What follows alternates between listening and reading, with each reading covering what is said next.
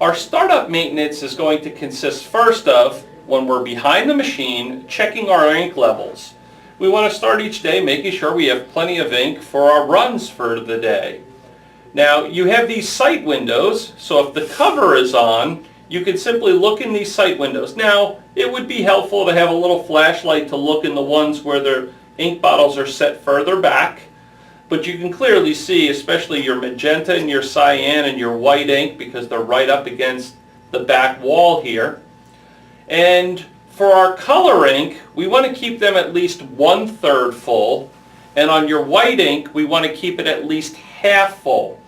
We want to do that because the pickup tubes don't necessarily go all the way down to the bottom of the bottles.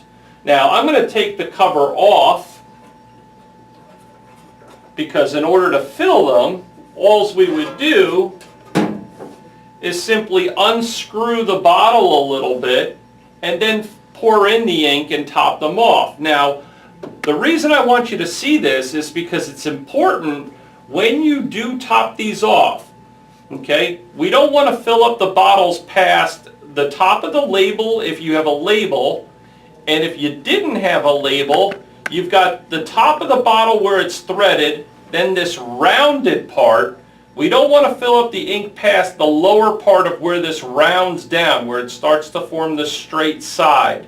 And the reason for that is because we don't want to accidentally start drawing ink up into our pressure lines. So another good tip, anytime you lift these bottles out of here, kind of tilt the bottle back slightly away from the pressure tubing.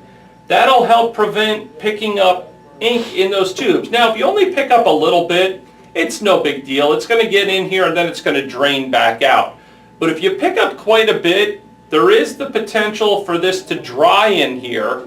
And then if that dries, every bottle after that one will no longer get the proper pressure, and we can run into some ink starvation issues.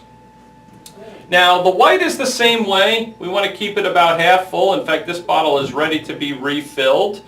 Okay? And when we refill the white, the one thing that's important is we don't want the pump to turn on as we're doing this. The stirring paddle gets in the way. So it's always a good idea to disconnect the power connection to the WIMS and then unscrew your bottle and pour in your ink to top it off. Of course, before we fill it up with the white ink, we do want to gently shake, and by shaking I mean turn the bottle upside down, upside right, and we want to agitate that ink gently before we fill up the bottle. Don't forget, when you're done, to plug your WIMS connection back in, because we do want to make sure that that pump is pumping the ink properly. Now we're going to go take a look at the front of the machine and see what we have to do up there. The single most important thing we're going to do each day that we are at our location where the machine is a nozzle check. A nozzle check tells us the status and the health of the print head. So we're going to take our transparency. I'm going to put it on here, sticking off the front and right hand sides. Set it underneath the gap sensor. Set our height, load it in.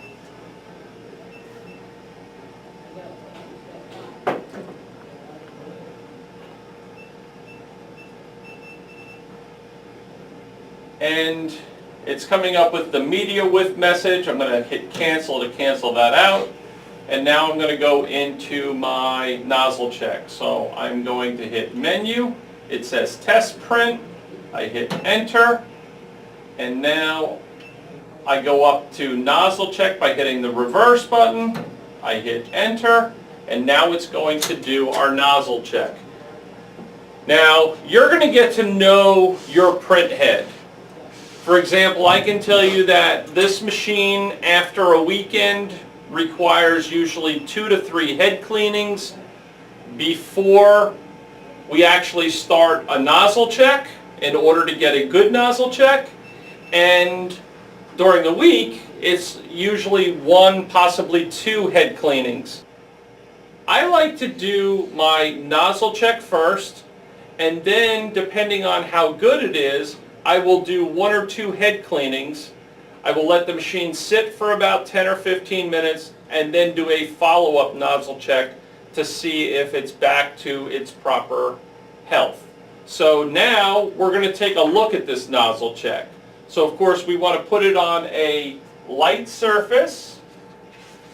Just put a piece of white paper up here to make it easier.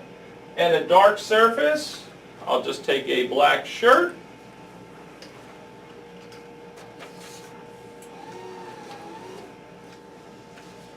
And I will set it up here. And then we will bring the camera in for a nice close-up so that you can see this nozzle check as well. On the first 2 whites, they're perfect. This one has about 6 breaks in it. That's 2 or 3 more than I'd really like to see. If it has a few little breaks, we don't really get concerned with that, especially if when we do another nozzle check they're moving around. And this one only has a couple breaks. So I'm good with the white essentially. Now when we look at the color though, the magenta's too broken up, the cyan is too broken up. So clearly we need to do a couple head cleanings. We'll let the machine sit and then we'll do another nozzle check. So to do a head cleaning, we simply hold the enter button for 3 seconds, but in order to do so, we have to make sure our bed is loaded. So we'll load our bed, we'll do our head cleanings, and then we will do a follow-up nozzle check. That needs to be done each day. Even if you're not printing, it's a good idea to do your nozzle checks.